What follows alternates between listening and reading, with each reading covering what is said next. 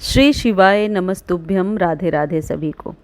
आज के वीडियो में जिस पौधे के बारे में हम बात कर रहे हैं वो बहुत ही आप कह सकते हैं हमारे हिंदू धर्म के आस्था के हिसाब से बहुत ही ज़रूरी पौधा है और हर घर में होना चाहिए।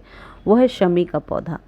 शमी के पौधे का क्या महत्व है, अधिक मास में किस तरीके से शिवलिंग पर आप चढ़ा सकते हैं, ये आज के वीडियो में मैं आपको बता रही हूँ। जो भी जानकारी मैं देने वाली हूँ ये कहीं से पढ़कर हासिल किया है और यदि आप लोग पंडित श्री प्रदीप मिश्रा जी को सुनते हैं तो उनसे सुनकर ही ये जानकारी मैं आप तक शेयर कर रही हूँ।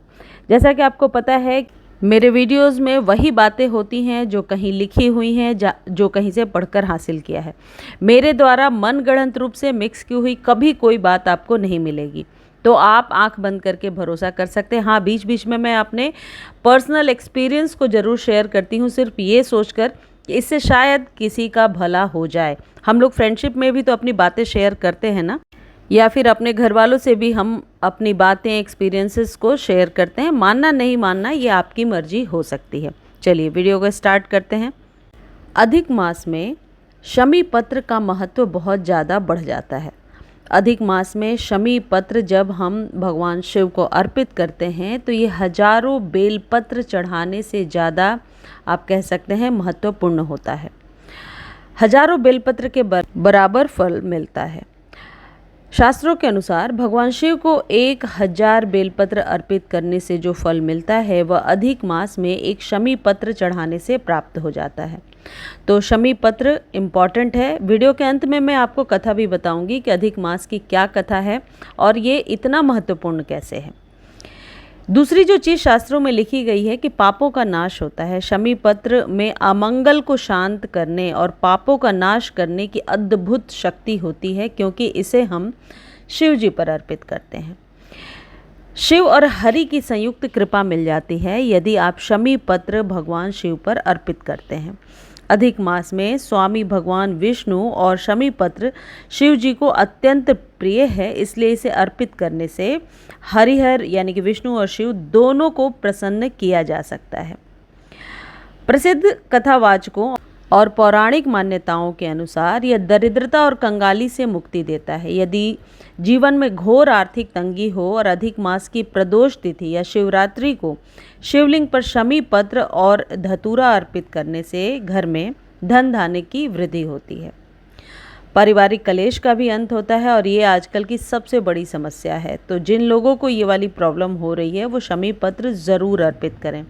आपको जैसा कि मैं कई बार बता चुकी हूँ, शमी पत्र को गमले में आसानी से लगाया जा सकता है। बहुत सालों से मैंने लगा रखा है। घर के पीछे साइड में लगा सकते हैं, यानी कि आते जाते नज़र ना पड़े। वैसे कई जगह गांव वगैरह मैंने देखा है कि दरवाजे पर भी लोग रखते हैं, बोलते हैं बुरी शक्तियां प्रवेश नहीं कर पाती हैं। तो शमी पत्र को अपने घर में गमले में आप आसानी से लगा सकते हैं। देखिए, पारिवारिक कलेश को कैसे कम करता है। घर में लगातार होने वाले झगड़ों और तनाव को दूर करने के लिए इस महीने में नियमित रूप से शिवलिंग पर उत्तर दिशा की ओर मुख करके शमी पत्र चढ़ाना शुभ माना जाता है। अगला जो बहुत ही इम्पॉर्टेंट चीज़ है वो ये है कि शनि दोष से राहत मिलती है यदि शमी पत्र आप शिव जी पर चढ़ाते हैं अधिक मास में। शमी वृक्ष का संबंध शनि देव से भी है। अधिक मास में शिव जी को शमी पत्र अर्पित करने से शनि की 7.5 ढैया और कुंडली के अन्य ग्रह शांत होते हैं। अटके हुए कार्यों में भी सफलता मिलती है। व्यापार, नौकरी, करियर में यदि बहुत बड़ी बाधाएं आ रही हैं तो शमी पत्र के विशेष उपाय आप कर सकते हैं, भगवान को अर्पित कर सकते हैं। अब शमी पत्र चढ़ाने का सही नियम और मंत्र क्या है। देखिए, साफ सुथरा पत्र होना चाहिए, कटा फटा नहीं होना चाहिए। हमेशा स्वस्थ और अखंडित, जो टूटा हुआ नहीं हो, वो शमी पत्र ही आप शिवलिंग पर चढ़ाइए। अर्पण की जो दिशा है शमी पत्र चढ़ाते समय, उसका डंठल आपकी या जलाधारी की तरफ होना चाहिए और पत्ती का जो मुख्य भाग है वो महादेव जी के ऊपर होना चाहिए। और इसका जो मंत्र है वो आप ओम नमः शिवाय, श्री शिवाय नमस्तुभ्यम, ये सब बोल करके चढ़ा सकते हैं। अब बहुत ही ब्रीफ में, संक्षेप में मैं आपको अधिक मास की कथा बता देती हूँ। उन लोगों के लिए है जिन्हें पता भी नहीं है कि अधिक मास क्या होता है, पढ़ करके ही बता रही हूँ कहीं से। देखिए, हर 3 साल में आने वाली अधिक मास, जिसे मलमास या पुरुषोत्तम मास भी कहा जाता है, को शास्त्रों में बहुत पवित्र और पुण्यदायी माना गया है। इससे जुड़ी पौराणिक कथा इस प्रकार है। देखिए, 13वें महीने का तिरस्कार हिंदू पंचांग सूर्य और चंद्रमा की गति पर आधारित है। हर तीसरे साल एक अतिरिक्त चंद्रमास बनता है। जब यह अतिरिक्त महीना प्रकट हुआ तो सभी 12 महीनों और देवताओं ने इसे अशुद्ध मान करके अपनाने से इनकार कर दिया। तो बहुत तिरस्कृत और दुखी होकर उस अतिरिक्त महीने ने सृष्टि के रचयिता भगवान विष्णु की तपस्या की। विष्णु जी प्रसन्न हुए और उस महीने से आग्रह किया कि आप गोलोक धाम आ जाइए, यानी हमारे धाम आ जाइए, और ये वरदान दिया कि तुम सारे महीनों में सबसे उत्तम और श्रेष्ठ माने जाओगे और वह पुरुषोत्तम मास के नाम से जाना जाएगा। आज से मैं तुम्हारा स्वामी हूँ।